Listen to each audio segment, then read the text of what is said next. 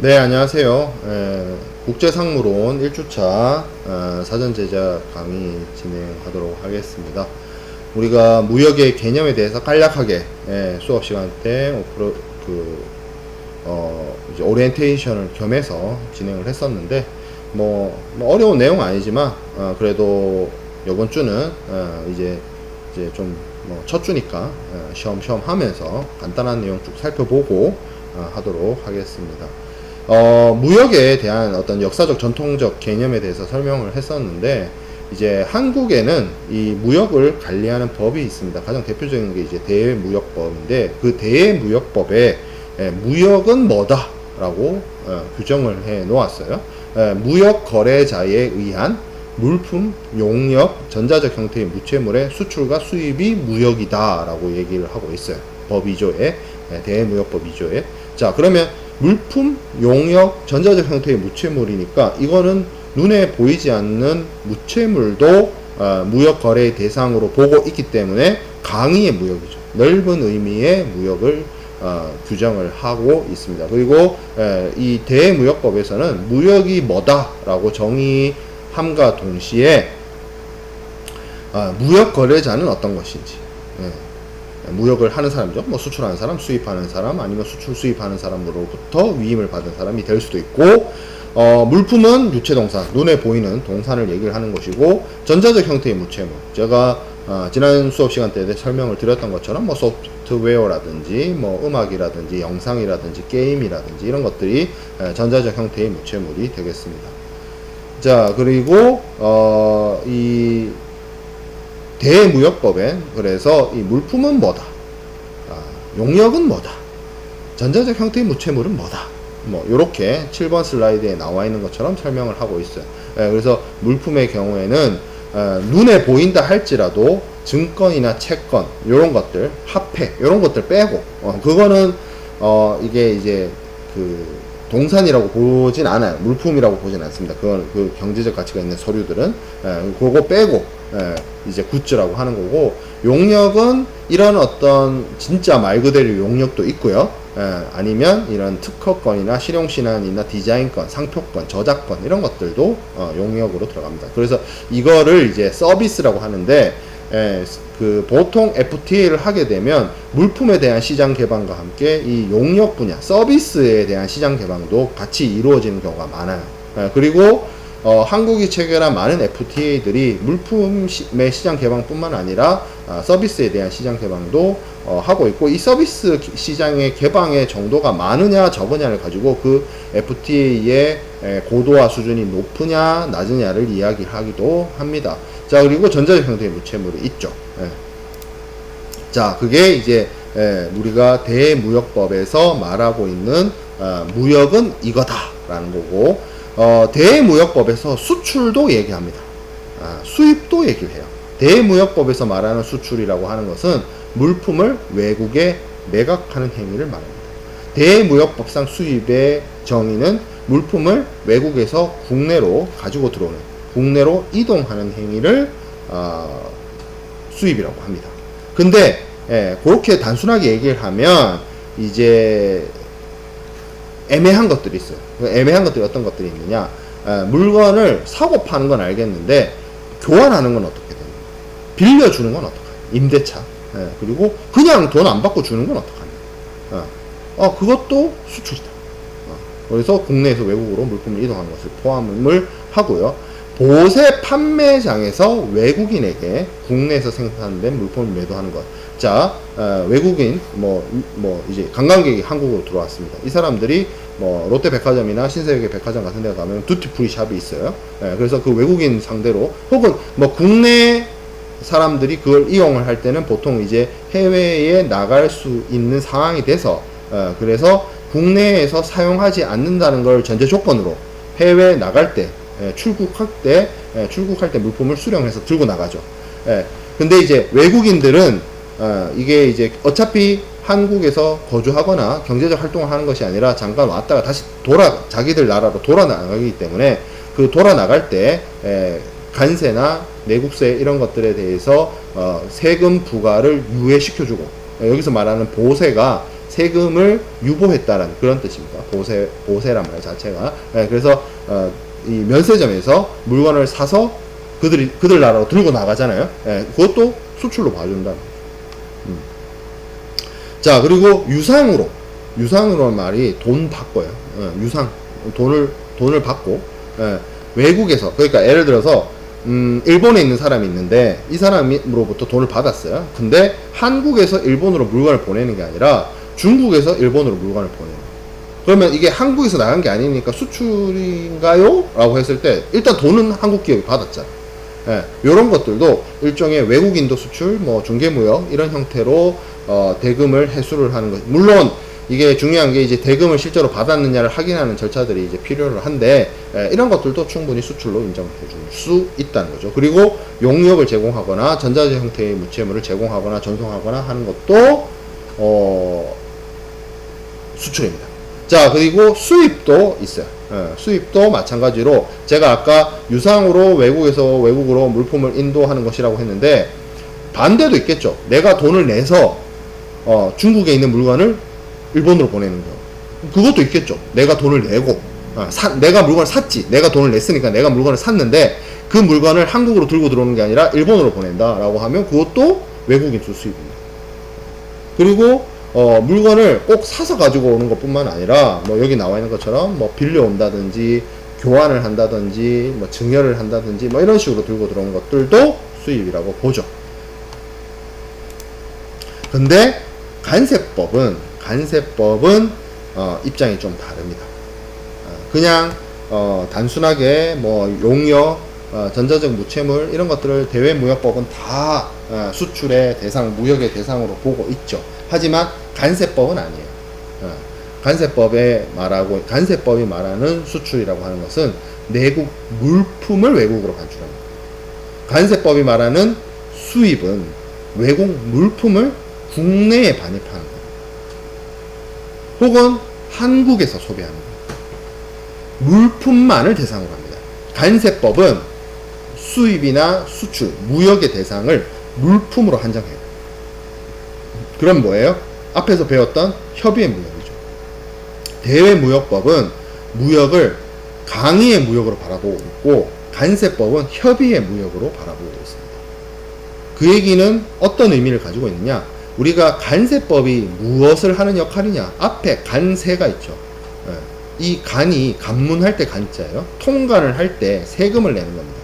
FTA가 뭐예요? 가장 FTA를 통해서 양국의 경제적 국경을 없애고 관세 장벽과 비관세 장벽을 철폐하고 양국의 물품, 양국의 자본, 양국의 용역, 양국의 인력 자원들이 자유롭게 이동할 수 있게 만드는 것이 자유무역협정 FTA죠. 근데 그 FTA 체결할 때 가장 큰 이슈가 상품에 부과되는 관세를 없애는 겁니다. 그러니까 한국 내에서 물건이 움직이는 거랑 한국이 FTA 상대국으로 한국에서 FTA 상대국 파트너 국가로 물품이 이동하는 것이랑 똑같아요. 세금이 안 붙으니까.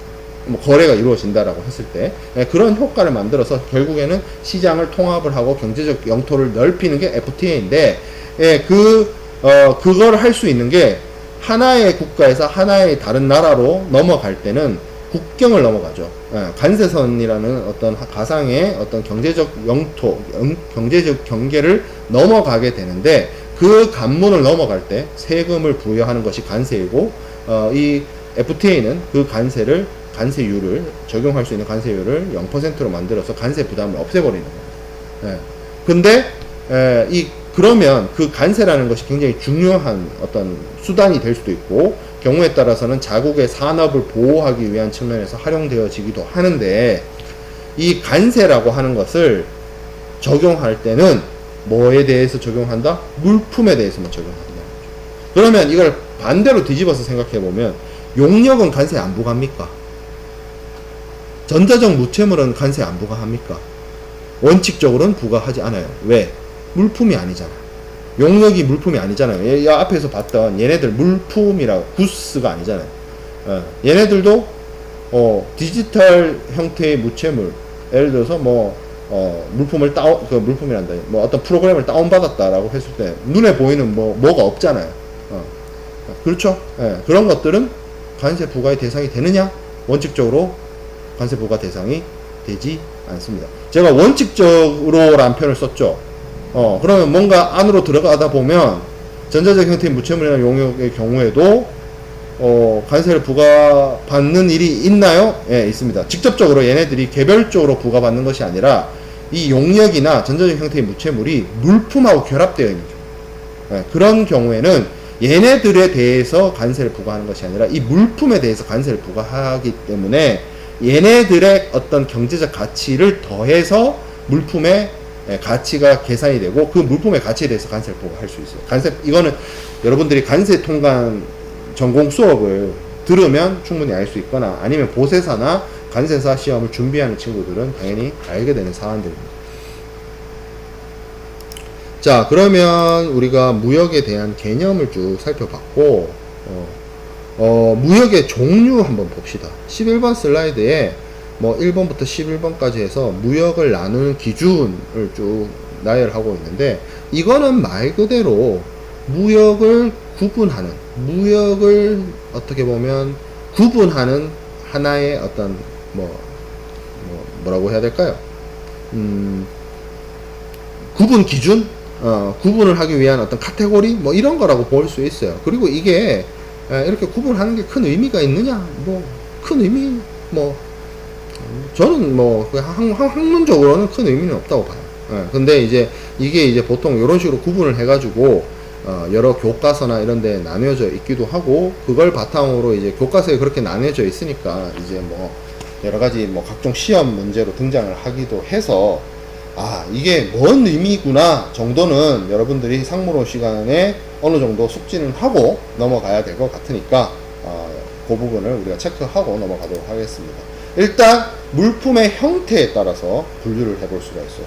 유형무역이 있고 무형무역이 있습니다. 유형무역이라고 하는 것은 말 그대로 유형물, 눈에 보이는 물품을 다루는 그 물품에 대한 어떤 수출입을 유형무역이라고 합니다.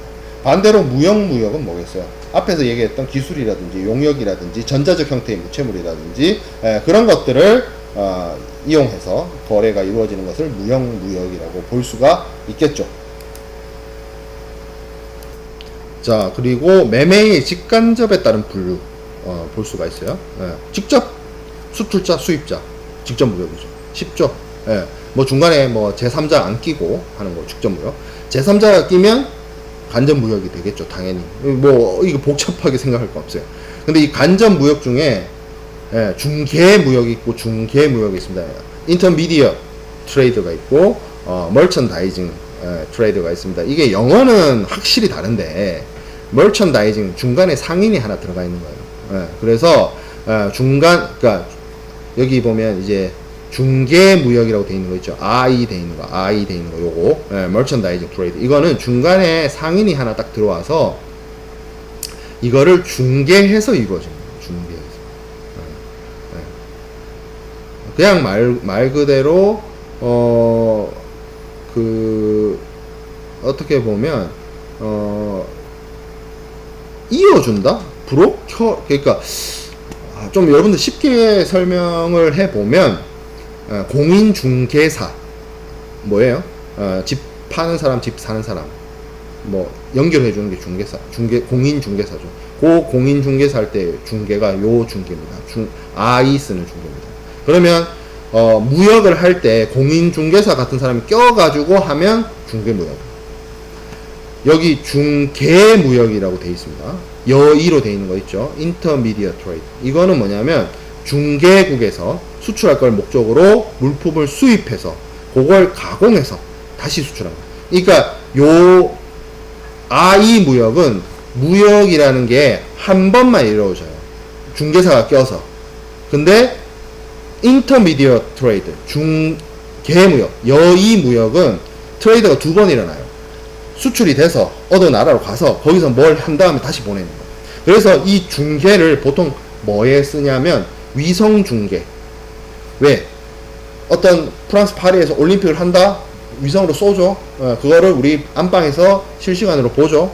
예, 그런 것들, 예, 그런 것들을 이제 얘기를 하는 겁니다. 그 정도 차이 있어요. 이거 되게 비슷한 말인데, 말 자체 한국어 표현으로 비슷한 말인데, 헷갈릴 수 있습니다. 예, 그래서 여이냐, 아이냐, 트레이드가 한 번 있냐, 중개사 끼고, 아니면 왔다가 한 번 더 가냐, 예, 위성을 끼고, 전파를, 위성을 한번 쏜 다음에 그 위성이 수신을 하는, 요렇게 가는, 예, 그런 차이가 있다. 그 정도만 알면 될 것 같고요. 예, 통과무역. 어느 한 나라를 지나쳐가요. 예, 뭐 그럴 수 있죠. 몽고 같은 나라는 바다가 없어요. 그러면 무조건 러시아를 통하거나 중국을 통해서 물품이 들어가거나 아니면 비행기로 가야 돼요. 그러니까 육상이나 해상은 다른 나라를 거쳐가야 됩니다. 중국을 거쳐가야 되죠. 그러면 그 통과 무역이 되는 것이고, 스위치 무역은 바꾼다는 얘기죠. 이게 대금 결제를 받을 사람, 돈 받을 사람을 뭐 중간에 바꾸거나 하는 경우에 이루어집니다. 뭐 그리고 삼국간 무역을 뭐 정확하게 정의를 내리긴 애매한데, 앞서 이런 봤던 그런 무역들의 형태들이 A 나라, B 나라만 있는 게 아니라 C 나라를 거쳐 가지고 이렇게 진행되는 그런 것들을 삼국간 무역. 단어가, 용어가, 이런 용어들은 솔직히 우리가 뒤에서 배울 용어들에 비하면 굉장히 쉬운 용어들입니다. 그래서 쉽게 그냥 이런 뜻이구나 저런 뜻이구나 파악하고 여러분들이 그냥 쳐내면 될 것 같아요. 자, 그 다음에 수출입의 연계에 따라서 수출을 하고 수입을 하잖아요. 수출하는 사람이 있고 수입을 하는 사람이 있어요. 이게 하나의 거래가 이루어지는데, 요게 다른 어떤 거래와 연계가 돼요. 연계가 된다는 게 뭐냐면, 이걸 해주니까 저거 해준다, 이런 것들 있죠. 대표적으로 물물교환. 나는 A라는 물건을 주고 B라는 물건을 줘요. 이 두 개가 연동되어 있죠. 그런 것들이 이제 바터 트레이드가 대표적인 것이 될 수 있고, 구상무역이 있을 수 있습니다. 이게 뭐냐면, 내가 너한테 거래를 해서, 예를 들어서 수출을 했어. 그러면 내가 돈을 벌었잖아요. 수출을 한 사람이 물건 팔았으니까. 그러면 내가 돈만 벌면 좀 미안하잖아. 그러면 나도 물건 하나 사줄게. 근데 이 사람 보니까 이 사람 물건 중에 내가 갖고 싶은 게 없어. 그러면 이거를 뭐 이제 다른 제3자가 가지고 있는, 제3국에 있는 물건을 수입을 한다든지, 아니면 다른 제3국한테 수입한 의무를 떠넘긴다든지, 뭐 그런 경우에 하나의 거래가 아니라 하나의 거래로 인해서 두 번째 거래가 연계되고, 그 두 번째 거래가 이루어지는 형태가 이제 대표적으로 구상무역이 되고, 그런 구상무역을 하기 위해서 계약을 할 때, 대금결제 방식을 할 때, 여기 지금 나와 있는 것처럼 동시발행 신용장이나 기탁 신용장이나 토마스 신용장 같은 특수 신용장들이 사용됩니다. 이 신용장들이 뭔지에 대해서는 우리가 대금결제 공부할 때, 신용장에 대해서 공부할 때 그때 다시 한번 다루게 되고, 그냥 동시발행 신용장만 미리 설명을 하면, 우리 그 야구에서 홈런을 3번 타자 나와서 빵 홈런, 4번 타자 나와서 빵 홈런, 그 연달아 치는 거를 요새는 유식하게 백투백 홈런이라고 해요. 그러면 그게 뭐예요? 홈런이나 사건이 연달아 일어난 걸 이제 백투백이라고 하잖아요. 그 쉽게 말하면 동시발행 신용장이라는 건 뭐예요? 신용장이 연달아 두 번 발행됐다는 거예요. 왜 연달아 두 번 발행됐을까? 한 번 무역을 했는데, 요 한 번 한 무역 때문에 또 다른 무역이 또 일어나야 돼. 그래서 신용장이 A 신용장 발행됐다가 또 B 신용장도 발행돼. 그런 경우에 사용되는 게 동시발행 신용장입니다. 자, 대응구매. 내가 네 거 샀으니 너도 내 거 사라. 뭐 이런 거예요. 보통 이게 이제 그 국영무역을 하던 경우에 이제 지금은 뭐 그렇게 없어졌지만, 동서냉전, 여러분들 뭐 사회주의, 공산주의, 물론 지금도 사회주의 국가가 있긴 하지만, 오늘날의 사회주의 국가는 대표적으로 뭐 중국처럼 이 경제 시스템이나 경제 방식은 자본주의를 따라가는 그런 사회주의 국가들이 있기 때문에, 이 소련이 있던 그런 옛날에 진짜 말 그대로 동서냉전이 있던 시절에는 이 동구권 국가와 서구권 국가들 간의 무역이 이렇게 원활하지가 않았어요. 그래서 쉽게 말하면 내가 뭐 네 물건 뭐 수입해 올게, 대신 내 물건도 사라, 뭐 이런 식으로 두 번의 어떤 계약이, 왜냐하면 이게 동서냉전 국가니까 그 은행이나 이런 것들을 통해서 대금을 보내고 뭐 항결제를 하고 뭐 이런 거 되게 복잡했던 거예요, 예전에는. 뭐 그리고 또 다 90년대 이전이니까 통신 수단이나 이런 것들이 원활하지 않았기 때문에 그런 측면이 없지 않아 있죠. 자, 그 다음에 산업협력이 있습니다. 이게 어떤 방식이냐면, 공장을 지어줘요. 그리고 그 공장에서 생산된 물건을 가져와요. 돈을 가져오는 게 뭐 그런 방식도 있을 수 있고, 아니면 기업 투자를 해요. 내가 저 나라에 뭘 하는 게 아니라 돈을 보내서 거기에 현지 법인을 만들어서 설립을 해서 뭐 운영을 하는 이런 것들도 하나의 어떤 연계무역이라고 볼 수가 있죠. 넓은 의미의. 자, 그 다음에 옵셋 트레이드. 이거는 대표적으로 방산에서 많이 쓰입니다. 이제 뭐 여러분들 뭐 실제로 여러분들 중에서도 밀떡이 있는지 모르겠는데 밀리터리 덕후, 그 밀리터리 덕후를 밀떡이라고 하죠. 이 한국의 K 방산, 여기 부산에서 가까운 창원만 하더라도 많은 뭐 조선소나 이 방산 기업들이 위치하고 있죠. 하나 디펜스라든지 뭐 두산 중공업이라든지 뭐 아니면 지금 하나오션, 옛날에 이제 대우조선해양이지만 그게 이제 하나오션이 됐고, 아니면 뭐 울산에 가보면 이제 현대중공업, HD 같은 그런 기업들이 이제 대표적인 한국의 방산업체인데, 아니면 저기 사천 저기 가면 이제 카이, 이런 기업들이 방산업체인데 방산이 잘 나갑니다. 요즘에 아주 그 한국의 수출을 견인하는 아주 효자 품목이에요. 이제 남북이 군사적으로 대치하고 있는 상황으로 인해서 한국은 국가의 생존 전략으로서 첨단 무기라든지 이 재래식 무기라든지 이런 것들을 많이 개발하고 생산을 하는데, 이제 유럽은 러시아 우크라이나 전쟁을 터지기 이전에는 그런 것들이 드물었죠. 그래서 이제 갑작스럽게 뭐 탱크라든지 대포라든지 뭐 전투기라든지 이런 것들, 뭐 포탄이라든지 뭐 이런 것들, 미사일 뭐 이런 것들을 이제 한국에서 많이 수출해 가는데, 이 방산이라고 하는 산업 자체가 되게 돈이 비쌉니다. 일단 자동차 한 대 팔면 아무리 비싼 공도에서 다니는 자동차도 뭐 10억 이렇게 하죠. 롤스로이스 뭐 이런 것들. 근데 탱크 이런 거 하나는 뭐 100억이 넘어가요. 한국의 대표적인 뭐 수출 상품인 뭐 K2 흑표 전차 이런 거 가격이 100억이 한 대에 가격이 100억이 넘어가. 전투기 400억 500억씩 해요.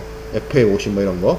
자, 그러면 그거를 예를 들어서 뭐 500억짜리 전투기다 칩시다. 그거를 한 20대를 산다? 돈이 얼마예요? 한 1조 원 되죠. 1조 원을 국가가, 아무리 국가가 산다 하더라도 그 국가가 1조를 현금으로 갖고 있겠냐고. 잘 드물어요.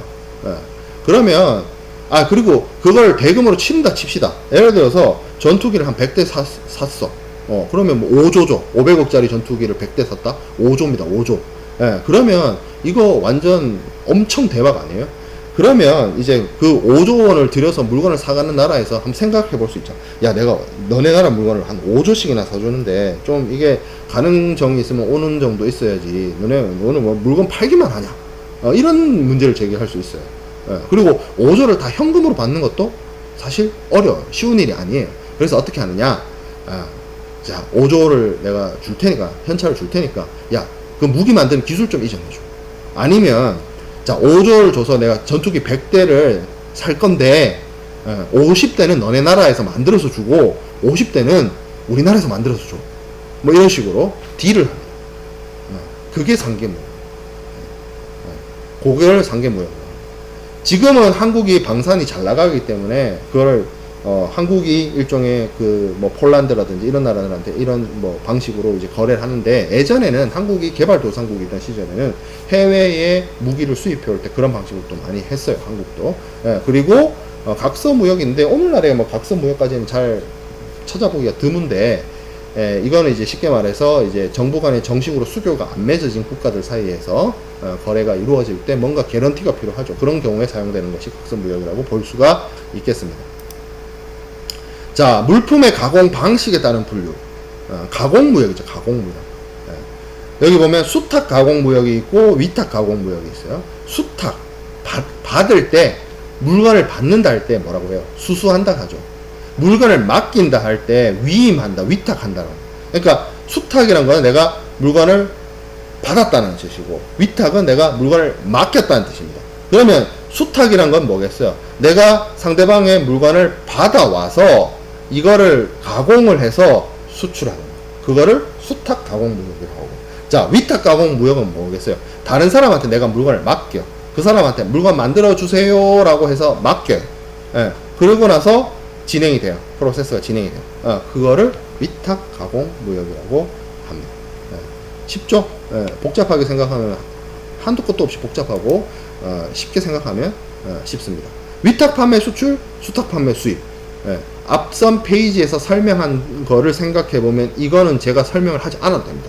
그렇겠죠? 맡겨서 판매시키는 수출. 내가 수출을 해서 현지에서 거기서 바이어를 구해가지고 팔아야 되는데 그냥 그 수출하는 국가에 내가 에이전트를 하나 두고 걔한테 맡겨.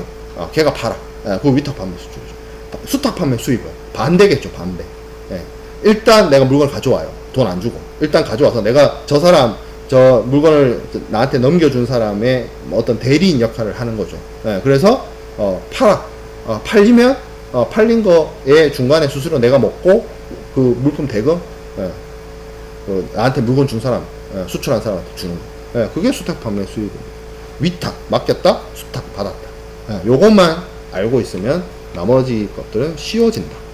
자, 동서무역과 남북무역, 이거 진짜 굉장히 옛날 단어입니다. 옛날 단어. 동서무역은 말 그대로 동구권과 서구권, 동서냉전, 사회주의 진영과 자유진영으로 나뉠 때 자유진영 국가와 사회진영 국가들 사이에서 이루어지는 무역을 동서무역이라고 했고, 남북무역은 지금 이제 지구 적도를 기준으로 북반구에 선진국이 많고 남반구, 그러니까 예를 들어서 뭐 아프리카라든지 남아메리카라든지 이런 쪽에 개발도상국이 많았을 때 선진국과 개도국 사이에서 이루어지는 거래를 남북무역으로 했습니다. 이거 다 쌍팔년도 옛날에 쓰던 용어예요. 오늘날에 이런 용어 잘 쓰지 않습니다. 잘 쓰지도 않지만 혹여라도 이런 용어에 대해서 뭔가 여러분들한테 뭐 던져졌을 때 여러분들도 한번 수업 시간에 이게 그 뜻이다라는 걸 알고 있으면 생각이 나죠. 예. 그래서 모르면 모르는데 한번 설명 들으면 이게 뭔 뜻인지 충분히 알 수 있는 내용 정도이기 때문에 간략하게만 터치하고 넘어가도록 하겠습니다. 자, 플랜트 수출, 물건을 수출하는 것이 아니라 공장을 지어주는 겁니다. 그렇죠? 예. 그리고 이제 기타 무역이라고 해서 BWT가 있고 녹다운이 있고 OEM 방식이 있는데, 설명하기 쉬운 것부터 설명을 하면 OEM이라고 하는 건 뭐냐면 주문자 부착 방식, 하청을 받는 거예요. 뭐예요? 옛날에 이제 부산의 신발 공업이 그렇게 해서 성장을 했죠. 나이키라든지 이런 것들의 브랜드를 붙여가지고 그 나라에, 그러니까 미국에서 나이키를 직접 만드는 게 아니라 한국이나, 지금은 한국이 그런 신발 생산 기지 역할을 안 하지 않죠. 지금은 인도네시아나 말레이시아나 태국이나 이런 데서 만들죠. 그래서 거기 현지 공장에서 만들어가지고 나이키 상표만 부착을 해서 하는 수출. 그게 이제 주문자 상표 부착 방식으로 하는 것이고, 녹다운은 완제품을 보내는 게 아니라 조립 능력이 있는 사람한테 부품이나 이런 거 보내서 현지에서 조립을 해서 거기서 이제 판매하는. 그래서 이 일종의 이제 그 어떤 프로세스 상에 있는 거죠. 그런 상을 해서 중간에 가공을 해서 이렇게 판매하는 그런 방식을 녹다운이라고 하는 거고, 자, BWT가 있는데 요 BWT는 Bonded Warehouse Transaction이라고 합니다. 여기 중요한 게 이제 Bonded Warehouse가 중요한데 보세 창고를 말합니다. 제가 앞에서 보세라는 단어가 무슨 뜻이다 라고 설명을 했어요. 무슨 설명을 했냐면, 물품이 국경을 넘어갈 때는 세금을 내야 되는데 그걸 관세라고 하죠. 그 관세를 안 내고 유보시키는 것을 보세다, 세금을 유보했다는 뜻에서 보세다라고 해요. 그래서 대표적인 보세 장소가 면세점이에요. 면세점에 있는 물건은 예를 들어서 똑같은 롯데백화점을 여러분들이 뭐 아니면 신세계백화점, 센텀에 있는 신세계백화점이나 서면에 있는 롯데백화점을 가면 어떤 브랜드를 설명을 줄까? 예를 들어서 뭐 샤넬이라고 칩시다. 샤넬이 롯데백화점에 샤넬이 없는 걸로 알고 있는데, 아무튼 뭘로 할까? 그냥 ABC라는 브랜드를 이따가 칩시다. ABC라는 브랜드가 그냥 백화점 층에도 있고 면세점 층에도 있어요. 이 두 개의 차이점은 뭐예요? ABC라는 브랜드에 똑같은 상품이 있어. 근데 그 1층에 있는 매장에서는 이 가격에 파는데 뭐 9층의 면세점에 가면 그 가격이 아니야. 좀 싼 가격이야. 그 싼 가격 차이가 왜 발생하는 것 같아요? 여러분 생각해보세요. 면세점에는 세금이 면해져 있잖아. 면제되어 있잖아. 그러면 세금만큼 빠져 있는 거예요. 가격 차이가. 그냥 백화점 일반 매장과 면세점의 차이가 그 차이가 발생하는 거예요. 그러면 그 그러니까 면제된 세금이 뭐겠냐는 거야. 그게 관세라는 거야. 이해돼요? 좀 깊게 들어가면 그 관세만 있는 게 아니라 내국 소비세가 들어가요. 부가세하고 뭐 있어요. 예, 그저 뭐 특별 소비세, 뭐 술 같으면 주세, 뭐 이런 게 들어가요. 우리 근데 그 정도까지 깊이 들어가지 맙시다. 어쨌든 세금이 유보되어 있어. 자, 그럼 보세 창고예요. 웨어하우스가 창고잖아. 그러면 저 창고는 무슨 뜻이겠어요? 저 창고에 있는 물건은 세금을 안 때렸어. 무슨 세금을? 관세. 왜 안 때렸지? 한국에 있는 보세 창고인데 한국으로 물건이 수입돼서 들어오면 관세를 내야 될 거 아니야. 관세를 내야 될 건데 여기 이 창고에 들어온 물건은 관세를 안 냈어. 왜 그럴까요? 네. 수입 신고를 안 했어요. 수입 신고를 해야 물품이 들어온 거거든. 한국에 자 생각해 봅시다. 인천공항이나 부산항에 물품이 들어와요. 비행기가 내려요. 배가 들어와요. 물건 내립니다. 컨테이너 내려요. 한국 땅에 들어왔죠. 근데 그 어느 시점에 관세를 내야 될까 이런 생각이 안 들어요? 비행기가 내렸어요. 카우기에서 짐을 꺼내. 이미 한국이야. 근데 이 화물들에 대해서 관세를 어느 시점에 부과하느냐? 제가 관세란 말을 설명할 때 그 관문의 관자를 얘기를 했잖아요. 관문. 진짜로 세금 내야 되는 관문을, 문을 하나 게이트를 이렇게 딱 세워놓고 여기 통과하면 세금 냅니다. 그러지 않아요. 어떤 조선시대도 아니고, 남대문 세워놓고 여기 통과하면 세금 내죠. 이런 식이 아니에요. 아무리 그 한자어에 관세할 때 그 관자가 관문 관자를 쓰더라도 정말로 관문을 세워놓지 않아요. 오늘날의 현대의 관세를 납부하는 기준은 정말 문을 통과하는 게 아니라 수입 신고를 하는 시점을 기준으로 합니다. 그러면 한국에 딱 들어와서 비행기에서 내려서 아니면 배에서 내려서 컨테이너에 돼서 이 물품이 한국에로 정식으로 수입이 되려면 수입 신고를 하면 됩니다. 수입 신고를 하고 수입 신고 수리가 되려면 관세를 내야 돼요. 수입 신고 한다고 해서 다 물품을 통과시켜 주는 것이 아니라 수입 신고하고 납세 신고하고 가격 신고를 해서 관세를 납부해야만 정식으로 수입이 프로세스가 진행이 되는 겁니다. 그러면 요 보세 창고에 있는 물건은 뭐겠어요? 수입 신고를 아직 하지 않았어요. 왜? 사갈 사람이 안 정해진 거야. 왜? 자, 보통 무역거래라고 하는 거는 파는 사람이 있고 사는 사람이 있잖아요. 파는 사람이 사는 사람한테 물건을 팔아요. 네가 내 물건 사는구나. 알아서 보내줄게. 이렇게 되잖아요. 근데 이 보세 창고도 거래, BWT는 뭐냐면 물건을 파는 사람이 물건을 사는 사람을 정한 게 아니라 일단 물건을 보내. 그 나라로. 예를 들어서 호주에서 철강석이 나왔어요. 철강석 이거 어차피 한국에서 필요할 거야. 한국으로 보내 그냥. 그런 다음에 한국에 보세 창고를 지어놓고 거기다 일단 보내놔. 그런 다음에 살 사람이 안 정해졌잖아. 그러면 살 사람한테 와서 보라 해. 물건 여기 와 있다고. 니 살 거야? 알았어. 사가. 그때 수입 신고합니다. 그렇죠? 그래서 여러 가지 장점이 있어요. 수출업자 입장에서는 당연히 그 나라 가서 팔릴 거면 그렇게 보내는 거야. 그래서 물건을 실제로 수입업자가 와서 체크도 할 수 있고 확인도 할 수 있고 수입업자 측면에서 장점이 많아요. 왜냐하면 정상적인 무역거래라고 하면 내가 물건 사겠다라고 하면 얘네 수출업자가 물건 보내주고 뭐 받고 뭐 운송하고 보험 들고 뭐 이런 가지 복잡한 일들이 발생하는데 수입업자 입장에서는 수출자가 자기 수입국에다가 물건을 미리 보내놨어. 창고에다 넣어놨어. 내가 물건 사고 수입 신고해서 가지고 들어오면 돼. 내가 관세를 내야 되는 문제는 있죠. 원래는 뭐 다른 방식으로 해결할 수도 있지만 어쨌든 그런 장점과 단점이 있습니다. 수출업자 입장에서. 쉽게 말하면 뭐예요? 정상적인 방식으로 사는 사람과 파는 사람이 정해져서 수출을 해서 수입 신고를 해서 관세를 내는 게 아니라 일단 물건 보내. 그리고 세금 안 내고 수입 신고하지 않고 킵해놨다가 창고에다가 넣어놓고 물건 살 사람이 정해지면 창고 와서 물건 보고 수입 신고해서 가져가. 이렇게 하는 게 BWT다. BWT의 개념은 이겁니다. 근데 요 BWT를 뒤에서 신용장 공부할 때 다시 한번 얘기할 때가 있어요. 그러니까 지금 잘 개념을 머릿속에 집어넣습니다. 그러면 뒤에서 신용장 공부할 때 이 BWT가 다시 한번 등장할 텐데 그때 이해하기가 편리하겠죠. 자, 그래서 기타의 무역의 종류까지 쭉 살펴보았고 무역 관리는 우리가 다음 주 오프라인 수업 시간에 만나서 수업 진행을 하도록 하겠습니다. 그리고 한 가지 공지사항은 여러분한테 안내가 나가겠지만 뭐 50명이 가득 채워서 수업을 듣고 있습니다. 그래서 107이 뭐 50명 정도 뭐 책상이 모자라진 않아요. 근데 깝깝하죠.